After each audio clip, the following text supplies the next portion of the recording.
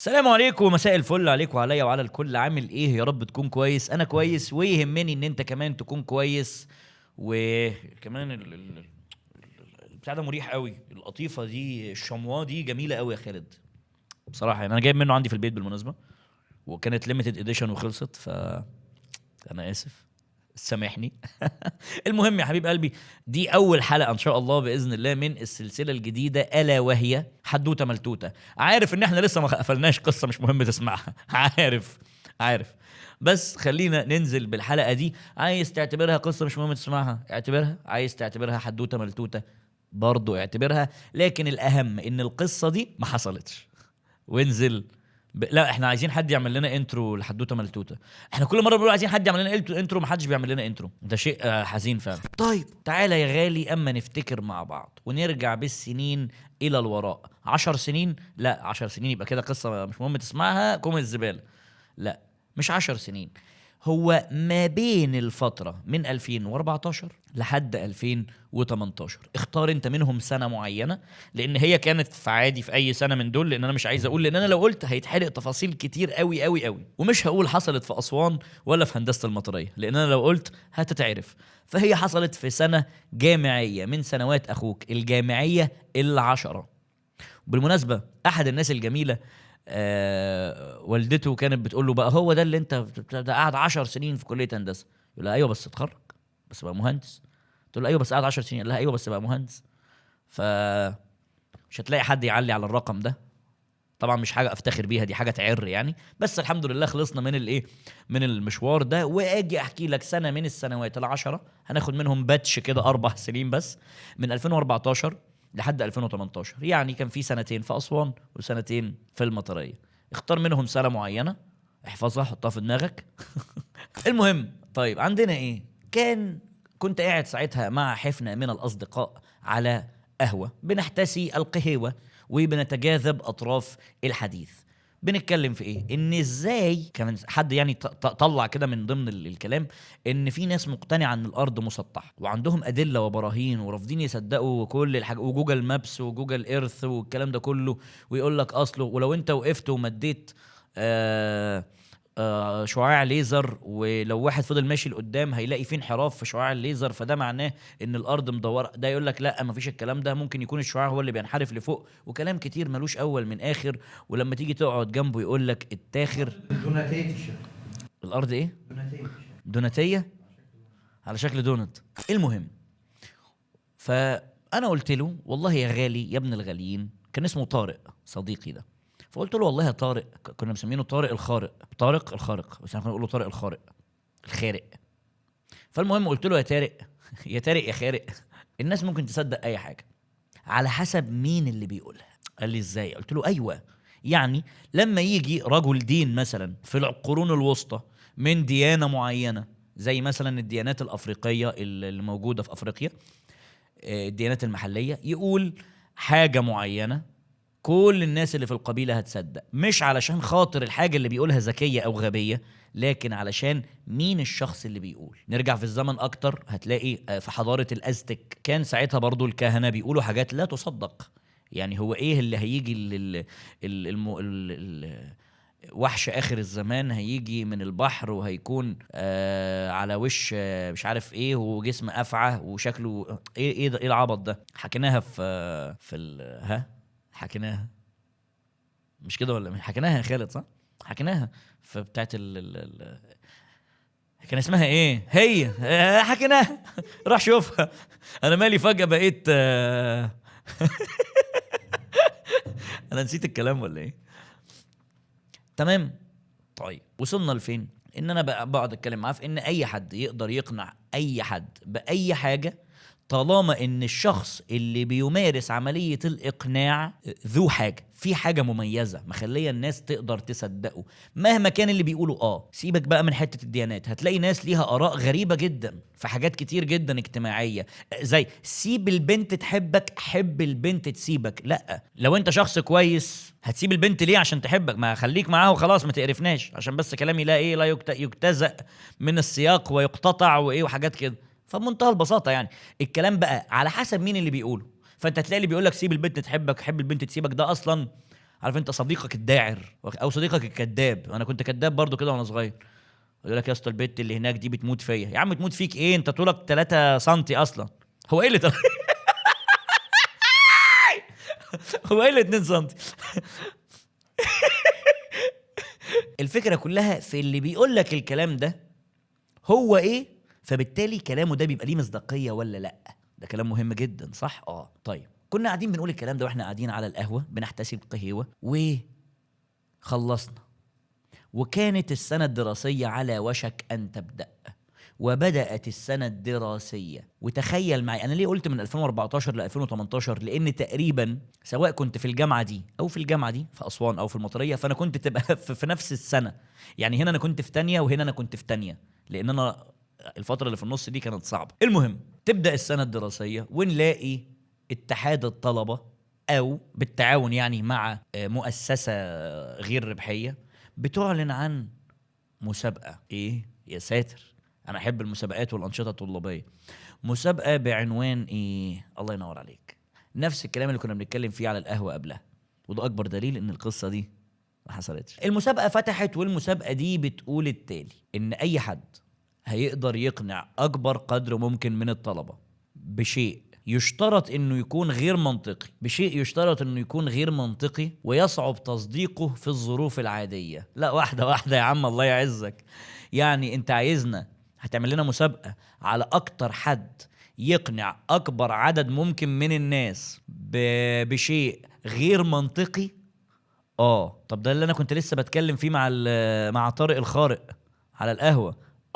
كنا 2 3 كمان غير طارق الخارق، بس طارق الخارق ده عشان كان صاحبي الأقرب يعني فيه. طيب يلا بينا. مين قدمه في المسابقة؟ 9 تنفار. بنت كان اسمها نسرين. نسرين دلعها كان سيرين، واحنا كنا بنقول لها سارينا. ليه؟ دي كانت بنت من محافظة تانية، وكانت متحررة جدا. متحررة، عارف انت البنت اللي تكتب فشخ في الكومنتات زمان، مش دلوقتي. دلوقتي خلاص، فاكر اللي هو ايه؟ اللي تبقى كل الناس عايزة تقرب منها لهدف انا وانت عارفينه، بس ما نقولش. كله طمعان فيها لحاجة، وهي متحررة جدا، ما عندهاش مشاكل في أي حاجة. طبعا ما حدش بيغصبها على حاجة، هي حرة بتعمل اللي هي عايزاه، ما حدش له كلمة عليها، وهكذا. متحررة تماما، وكله بيزاحم يمكن تكون يعني تقضي معاه يوم من الآخر يعني. وده بدون أي إهانة لنسرينا أو سارينا. تاني واحد كان عندنا مين؟ لؤي الداعر. هتقول لي يا اسطى هو في حد اسمه لؤي داعر؟ لؤي دايما بيكون كده. لؤي صح؟ لا لؤي كان عنتيل. يعني لؤي ده كان طول ما هو قاعد تليفونه عمال يرن، بنات عماله تبعت له. عارف انت صاحبك الوسيم الوجيه اللي كل البنات عايزه تصاحبه، وانت قاعد جنبه بس تسمع قصصه وحكاويه ومغامراته؟ هو ده لؤي الداعر. وكان عندنا بعد كده الثالث اللي قدم في المسابقه دي كان ابو حبيبه. كان اسمه ابو حبيبه او ابو خاله، ابو عمه. ده كان ده كان واحد محترم. اسمه ابراهيم. وابراهيم ده كان ابو حبيبه بجد. كان ازاي؟ يعني كان اخوك الكبير اللي هو يقف جنبك، عارف مصلحتك، يذاكر لك حتى لو عنده امتحان بكره وهو متضرر، يقعد يذاكر لك حتى لو هو عنده امتحان بكره. لو انت محتاجه في اي وقت هيسيب اللي في ايده ويجي لك. بيبدي مصلحتك على مصلحته. بيحبك بجد مش بيهزر. انت بس لا، كل اللي يعرفوه هو بالنسبه لهم الظهر، السند. فده كان الاخ الكبير للكل، كله بياخد منه النصايح، كله بيحبه الا انا طبعا. يعني ما بحبش النوعيه دي من الناس يعني، الا لو كان اخويا الحقيقي، فاهم؟ اخويا او ابويا، لا تعالى صخمط وشي. ماشي كده. احنا معانا كام واحد؟ 3: سارينا، لؤي الداعر، وابراهيم ابو حبيبه. والرابع بتاعنا كان مين؟ الرابع بتاعنا كان مجدي الدندي. يا ساتر يا رب، ايه الاسم ده؟ مجدي الدندي. يعني ايه دندي الاول؟ دندي ده اللي هو الفيمس. وانا على ايامي الفيمس ده كان ليه شكل معروف: نضاره كبيره جدا، ايس ووتش، ايس بيلت، تيشيرت سبونج بوب او سوبرمان، وشعره معمول تسريحه معينه، فاتح زراير القميص لحد هنا، او لابس كرافته مثلا على تيشيرت نص كم عادي. اللي هو هو كل واحد حر في لبسه، ما فيش مشاكل، بس هو بيلبس بشكل مختلف قوي، وفي نفس الوقت هادي. سوما العاشق، عارف سوما العاشق اللي كان في طير انت؟ هادي تون صوته حنين جدا، بيتكلم بمياصة سيكا، وبيقلد البنات في بعض التصرفات في الكلام، رغم ان هو في الحقيقة هو راجل قوي يعني، هو مفيش اي مشاكل يعني هو عادي، بس هو ليه بعض الصفات الأنثوية كده اللي هو تلتمسها في كلامه.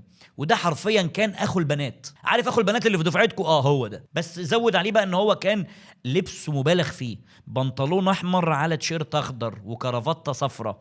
ايه يا اسطى مالك في ايه؟ احنا في طبق سلطه تن ترارارن تن، احنا كنا بنقولها عليه فعلا، انا مش بقولها كافيه دلوقتي لان ده افيه يلطش، وايامي برضو كان يلطش، بس احنا كنا بنحقد عليه ليه؟ لان كل البنات بتحبه، حتى لو كانوا بيحبوه من منطلق الاخ او بس لا، فعليا كل صحابه كانوا بنات، كان مشهور قوي وسط البنات بشكل مهول. جميل. فده كده ايه الرابع، مجدي الدندي. الخامس بتاعنا كان مين؟ كان محمود عبد اللطيف. اسمه محمود عبد اللطيف. ومحمود عبد اللطيف ده كان بني ادم. عارف انت لما تشوف حد تقول ايه، انت ازاي على طبيعتك كده؟ حتى لو هو متكلف، يعني هو بيتكلف الطبيعه، اللي هو انت ازاي جاي الجامعه بالشبشب؟ انت طبيعي؟ ده شبشب ب 600 جنيه حضرتك يعني. ده بيتكلف انه يبان طبيعي. انا ماليش دعوه، مش هدخل في نوايا الناس. طبيعي قوي اللي هو ما عندوش مشكله، واحنا قاعدين يوم جاي ايه، لا مؤاخذه يا شباب، يوم جاي يفقع واحده ملوكي. انا اسف والله فعلا الواحد بيقوله، لان انا حاسس ان الشاشه غبرت دلوقتي من السيره. حرفيا ما عندوش مشكله، طبيعي قوي، وهو قاعد عادي ممكن يشتم بعد كده، لا مؤاخذه يا شباب. طبيعي ايه الطبيعيه اللي انت فيها دي؟ انت ازاي متصالح نفسيا كده؟ هو كان كده بجد، وكان محبوب جدا، وقعده القهوه بتاعته او القعده في الكافيه بتاع الجامعه ملموم حواليه كميه ناس بيسمعوه. هو طبيعي قوي طبيعي جدا، ويقوم ياخد الناس بالحضن وبتاع، طب على طبيعته زياده عن اللزوم بشكل يحسسك يا اسطى ما فيش حد كده يعني. الطبيعي نفسه مش كده. مفيش حد بيجي الجامعه ببنطلون بيجامه يعني انا طبيعي. خلاص يا سيدي، كل سنه وانت طيب يعني، كل سنه وانت طبيعي خلاص. طيب الساتت معانا السادس بتاعنا كان مين؟ كان النجم ده نجم، ده بجد فنان. النجم بتاعنا كان اسمه شهاب. شايف الاسم شهاب؟ وشهاب ده بجد كان اسم على مسمى تاني. سبحان الله، ليه؟ نجم بيلمع حرفيا، جسم بيحترق كي ينير الطريق للآخرين. شهاب ده كان فنان قوي، كان بياخد جوائز في الجامعة كده كده كأحسن رسام وأحسن عازف نجم، وكان صوته جميل جدا وهو بيغني. ده كان في ناس بجد تقلده في طريقة كلامه وتقلده في مشيته، مش علشان حاجة، هم تلقائيا بيقلدوه في ستايل لبسه كان عادي، كانوا يقلدوه في ستايل لبسه. كان معروف جدا، كان مش طبيعي. الناس بتلبس زيه وبتقلده وبتعمل وبتسوي والكلام ده كله، ودايما يحسسك ان هو ماشي على الريد كاربت، اللي هو يلا انا جاي من على الريد كاربت، يلا انت مين؟ دايما بيمشي في اي مكان زحمه عامل كده. عارف انت الناس دي يا خالد، اللي هو يا عم ما فيش غير 30 نفر اصلا في الجامعه ومحدش فيهم يعرفك. يا ابني انا نجم، انا شهاب، انا شهاب منير. كان اسمه كده بالمناسبه، شهاب منير، اسمه الثنائي، مش بهزر على فكره. دايما ماشي ايه الاضواء مسلطه والناس عايزه توقعه في الغلط علشان خاطر تتمسك عليه، هو دايما عايش في الحته دي. ده كان مين؟ ده كان السادس. السابع كان اسمه محمود عبد العزيز. وطالما محمود عبد العزيز كان لقبه الساحر بجد، كان لقبه الساحر. ازاي كان ساحر؟ ازاي كان يخطفك؟ عارف انت وسيم، مش هقول لك الولا حليوه بقى تبقى فاهم بس ايه، تحسه وسيم وجيه، بيعرف يتكلم، بيرتب كلامه صح، بيعرف يخطف يخطف قلبك. بيلعب على الانسكيورتيز، واخد بالك؟ بيلعب على الانسكيورتيز. يخش كده وهو داخل عليك يعرف انت ايه، يلا انت ايه ميتك، انت يعرف نقط ضعفك ويتعامل معاك بناء على اساسها. يعرف مثلا ان انت بتحب الجبنه، حلو، فكل ما يقابلك تلاقيه مثلا بياكل بيتزا فيها جبنه كتير، فيقوم جاي مديلك سلايسيتين وهو ما عرفش منك انك بتحب الجبنه، فكده يخطف قلبك. عملها معايا قبل كده لان هو عارف ان انا بحب الفرايد تشيكن. كل ما اقعد معاه الاقيه بياكل فرايد تشيكن ويديني الصدر والدبوسه، وهو عارف اني بحب الدبوسه فيديني الدبوسه. ده مين؟ ده الساحر محمود عبد العزيز. بعد كده عندنا مين؟ عندنا فاطمه. وفاطمه دي كانت اتنشن بجد، من الاخر، مش اتنشن بطريقه سيئه، لا، فاطمه كانت سويت توكر، لسانها حلو مع الناس كلها، بتتكلم كويس مع ناس كتير، محدش بيكرهها خالص، طيبة، بس للأسف كان بيتقال عليها اتنشن. ليه؟ علشان كانت بتعمل حركة من الحركات السخيفة شويتين تلاتة، وهي إنها حرفيا كل أصحابها شباب. ماشي، منطقي، كده كده كلية هندسة 3/4 جوه رجالة، فمش مش حوار. لكن لا، أغلب اللي تعرفهم بتتعامل معاهم بطريقة اللي هو انت مثلا بعت لها حاجه، قلت لها بقول لك ايه يا فاطمه، هو احنا عندنا كذا كذا كذا كذا كذا الاسبوع اللي جاي. هي اونلاين ما تردش عليك، بعدها بساعتين ثلاثه تلاقي تقول لك اه يا حماده احنا بكره عندنا كذا، ويوم الاحد عندنا كذا، ولو احتجت اي حاجه ما تتكسفش، احنا اخوات، احنا دايما هنا مع بعض، واحنا بنساند بعض. بعد كده هي اول ما تجاوب انت تنتفض، ما انت بقى من جواك في حب بريء، تقوم جاي ماسك الموبايل وتبعت لها ايه، ربنا يخليكي والله يا فاطمه، يعني يا رب تدخلي الجنه.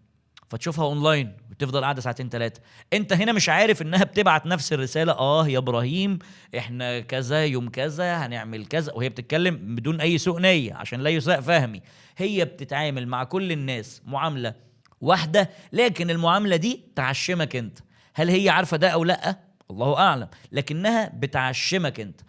المعامله بتاعتها رغم انها ما قالتلكش اي حاجه، معاملتها بتعشمك سيكه، فتحسسك ان انت ممكن تكون مميز بالنسبه لها، لكن ان انت في الحقيقه ولا مميز ولا نيله. هي بتتعامل مع الناس كلها سواسيه، انت بقى متعشم، انت بقى مش متعشم. دي مش مشكلتها هي، ولا مشكلتي انا، ولا مشكله حد.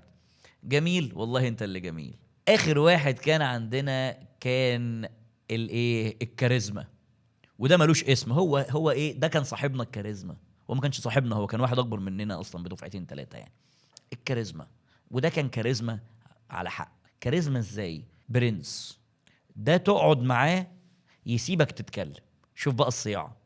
ما هو في واحد اللي هو دايما اللي هو ايه، اسوأ واحد في الدنيا ممكن تعرفه، اللي هو تقعد معاه يفضل هو اللي يتكلم وما يسيبكش تتكلم. تقعد معاه يفضل يكلمك عن قد ايه هو جامد جدا، وان انت بهيم ما تفهمش حاجه. تيجي تشكر في حد يوم جاي يكسر لك في اللي انت بتشكر فيه ده، ويقول لك ان هو حمار ولا يفهم حاجه خالص، وان ده انا احسن منه مليون مره. ده الشخص اللي ما يعلم بيه الا ربنا ده. لكن الكاريزما ده كان ناصح.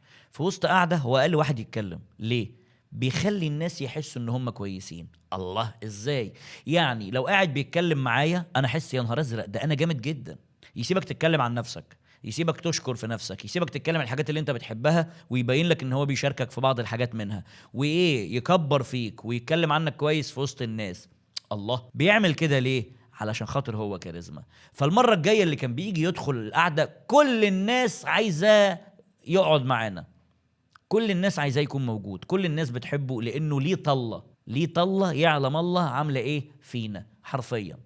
اوكي، دول التسعة يا غالي اللي قدموا على المسابقة. مسابقة ايه؟ لا هو انت نسيت، احفظ معايا بقى. مسابقة اكتر واحد هيقدر يقنع اكتر عدد ممكن من الطلبة بشيء واحد يشترط يكون غير منطقي ويصعب تصديقه في الظروف العادية. عندنا 9 مقدمين على المسابقة. الجايزة النهائية مبلغ وقدره 100,000 جنيه، بعد الضرايب هتبقى 60,000 جنيه. 60,000 جنيه هياخدهم واحد بس من ال9 دول. طيب هنعرف ازاي ونحدد مين اللي كسب؟ لان في 10,000 طالب سجل في الايه، في التجربة دي. هياخدوا في الاخر ايه؟ هياخدوا تقريبا حوالي 10 درجات اعمال سنة. 10 درجات اعمال سنة لكل طالب هيشارك في دي. فواضح ان الموضوع ما كانش مسابقة بس، لا ده كان نشاط اجتماعي، صح؟ فكم طالب سجل؟ 10,000 طالب اللي هيخضعوا لهذا الاختبار. فالمطلوب مننا ان 9 تنفار، حلوة 9 تنفار دي، فالمطلوب مننا ان في 9 اشخاص هيقفوا ومعاهم سنة دراسية كاملة، يحاولوا يقنعوا 10,000 طالب وطالبة بده. بإيه بالظبط؟ بفكرة. كل واحد من ال9 عنده فكرة يشترط انها تكون غير منطقية ويصعب تصديقها في الظروف العادية، علشان خاطر يقنعوا اكبر قدر ممكن من الناس بيها.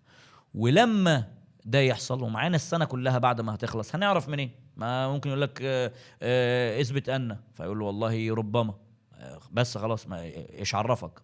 لا، ان بعد اخر امتحان من السنه بتاخد ورقه فيها 3 اسئله. كل طالب من الطلبه اللي شاركوا في المسابقه ورقه فيها 3 اسئله. 3 اسئله عشوائيين، ممكن يجوا لك 3 اسئله جمله 2 3 قبل كده، وممكن يجي لك اسئله ما جاتش لحد خالص.